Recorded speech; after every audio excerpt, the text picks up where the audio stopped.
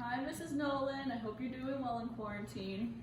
As you can see, I have my lovely mom and dad with me here today to listen to my speech. Here we go. So I want you to picture this. You and your friends have decided to hang out for the day, have a couple of conversations, do what we would normally do. In the middle of one of your conversations, though, someone decides to pull up a video game. Maybe for someone younger, it's Fortnite, or maybe it's a mobile game like Toon Blast or Candy Crush, something you would all enjoy to play. But you notice that they have a lot of in-game currency. For example, let's say they decided to pull up Apex Legends, and you notice they have 10,000 coins. That would cost over $100 in real money. The only way you can accumulate that much is if you either, one, put countless hours into the game trying to save up all of those coins, or two, the much faster way, spending hundreds of dollars to get that currency. Urban Dictionary defines someone who spends money or gambles large amounts of money as a whale or a high roller. Today I'm going to be focusing on mobile game whales or game whales. Eurogamer.net defines mobile game whales as big spenders when it comes to online and social games. It's a very simplistic definition, but I believe it gets its point across. Whales spend large amounts of money on a game that they are either addicted to or they love to play. But how much money is too much? GameAnalytics.com states that a person is categorized as a whale when they spend more than $32 on a game. To fully grasp this concept and to inform you guys, I'm going to share a couple of stories of people spending more than they should have, the ideas and reasons behind why people play these games and continue to spend money on them, and what the possible risks and rewards are. I thought this could be an interesting topic because I have friends who are whales. They'll spend hundreds, if not thousands of dollars on games, either to get specific characters, to get specific weapons, or just because they're addicted to the game. One such popular game that has players spending hundreds, if not thousands of dollars is Fortnite. Fortnite is an addicting video game that has kids, teens, as well as adults battling each other in a battle royale game style, meaning that only one person comes out on top as the winner.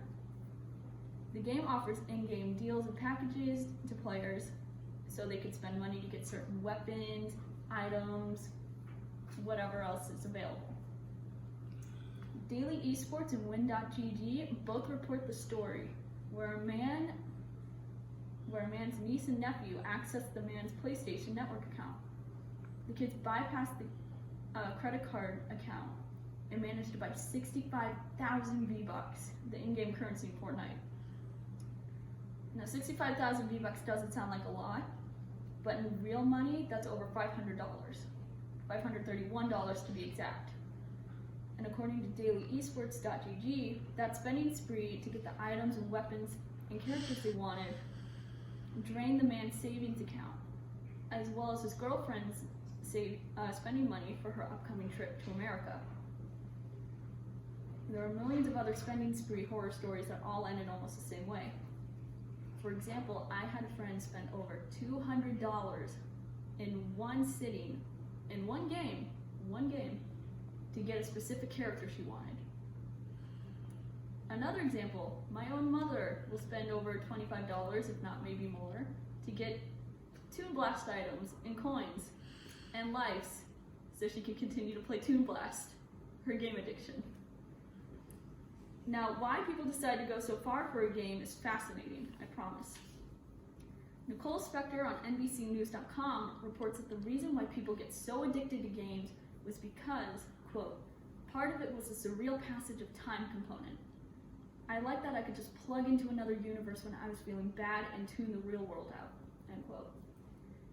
People go so far to dedicate themselves to these games because they either want to support the developers of the games, or in most cases, people get addicted to these games and want to get specific items or characters. They've grown so emotionally attached that they just can't quit. Even with spending all of this money, what's the risk and reward behind it? In some mobile games, the risk and reward is summoning characters, for example. Characters can be divided up into 4 subgroups. There's rares, super rares, super specials, super specific rares, or SSRs, and then the rarest of them all, ultra rare.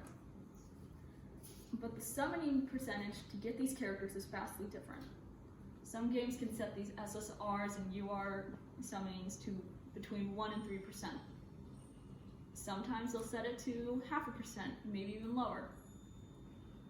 These rates push people to spend money on games that they can play for free, just so that way they can get the characters or outfits or weapons they wanted.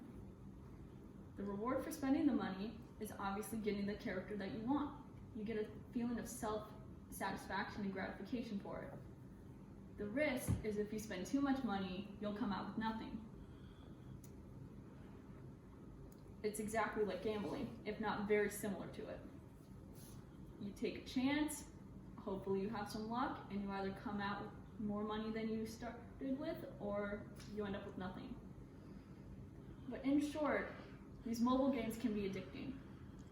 No matter a person's age or their interest, these games can instantly become addicting given the right reasons. So just remember, if you're ever thinking about spending money just to continue playing Toon Blast, or you want to get a specific Fortnite skin, or you want a limited edition character, always think twice before you decide to blow over $10,000 and end up with nothing.